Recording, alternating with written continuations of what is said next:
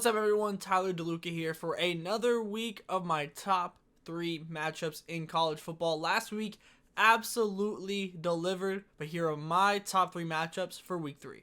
Look, for me, the most exciting thing going on in college football right now is Colorado, but this week I genuinely was not going to put them on here because I don't want to put them on my list every week.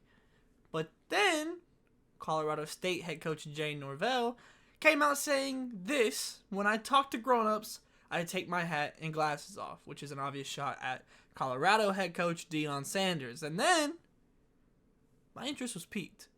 My interest was absolutely piqued because me personally, I love when sports get messy. Let's do it. Let's do it. So now, I don't know if you guys were paying attention last week to some of the social media videos that Colorado was putting out, but the tagline for the week against Nebraska was "It's personal." And now, and this is another rivalry game, Colorado versus Colorado State. That's already another rivalry game. But now, it's definitely personal. And just it's already fun enough watching Colorado play. But then you give them something more to play for. You're giving Shedeur Sanders more to play for. I'm there. I'm tapped in. Like, I'm gonna be watching that. We saw Shedeur Sanders last week against Nebraska put on another show. I mean, he's fantastic. A lot of this has been known, but a lot of people also surprised by this because they weren't watching what he was doing at Jackson State. So, he's here. He's arrived, and now you gave him another reason to cook you. I'm there. I'm watching it. I mean, last week against Nebraska, he had almost 400 yards, 393, 2 touchdowns on 31 of 42 passing attempts. Great stats across the board. And then you had that 2-point conversion, which just off of cool factor should have counted in my book. It should have been a catch just because of what Shedeur Sanders did. And that goes back to that "it's personal" line. He took the helmet off. He got the flag for it.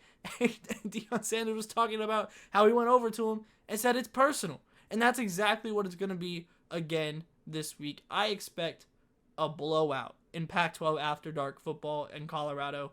It's going to be amazing. Shedeur Sanders in After Dark sounds like the perfect mix of electric football and total chaos, and I absolutely can't wait to watch this game just to see if anything happens, more so than really expecting a competitive football game. Game 2 for me this week is Wyoming traveling to number 4 Texas, and it might be time to say the thing. We're at that point of the season.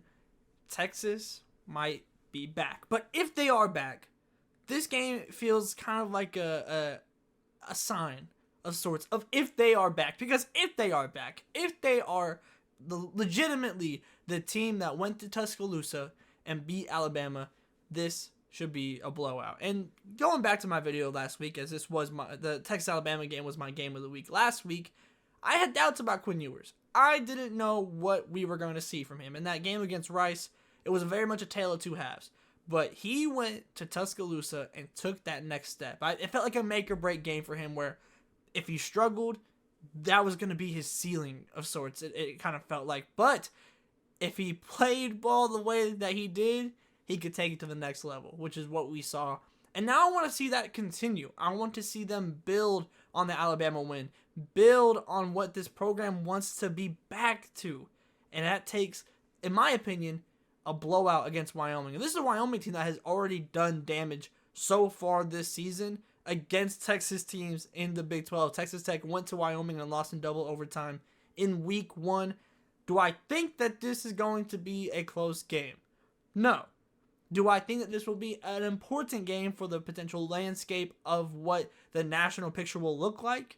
Yes, because of the way that Texas can build on that win against Alabama. But we've seen teams come from a high and slip up and get to a low really, really quick. And we know Wyoming has the talent to beat a Big 12 team. Obviously, Texas Tech is far from the best Big 12 team, but we know that they have the capabilities of doing that. Do I think that Texas will slip up? I do not, but I will be watching to see Quinn Ewers, see what steps he takes, see if he continues being that Quinn Ewers from Tuscaloosa, or if we go back and see first half against Rice, Quinn Ewers. So I'm excited for this one. I'm ready to see how Texas is going to build, but I do think that they will defend their home field and do it in really, really comfortable fashion. And now for the game of the week, where we have South Carolina traveling to Athens to face off against number 1 Georgia. Let's start off with South Carolina, because their season did not go the way that they wanted it to start off in week 1 with a loss to North Carolina.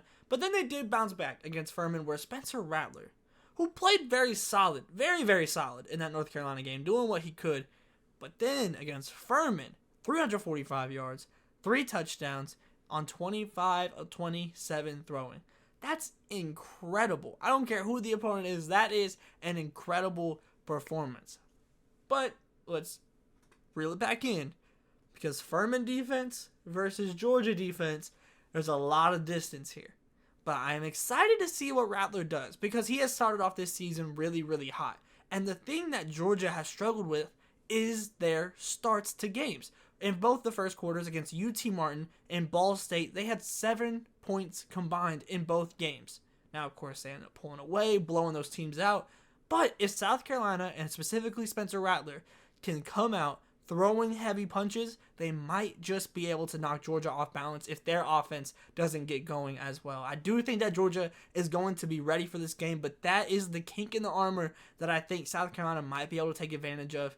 But that Georgia defense is still that Georgia defense. They've been incredible in the first 2 weeks, so it's not going to be easy for Rattler, especially with the offensive line play that we saw from South Carolina against UNC, where they had a huge number of sacks. So Georgia's going to be able to try and put some pressure on Rattler, but if he can stay in there, stay confident, and stay hot, this game might end up being a little bit closer than you would anticipate. But ultimately, I do see Georgia getting the win. I do see them getting a comfortable win, but don't be shocked if it's a little bit closer towards the beginning of the game than you might think. Well, those are my top 3 matchups. Let me know who you think are going to win these matchups, and if there's any other games you're looking forward to this week, let me know down below.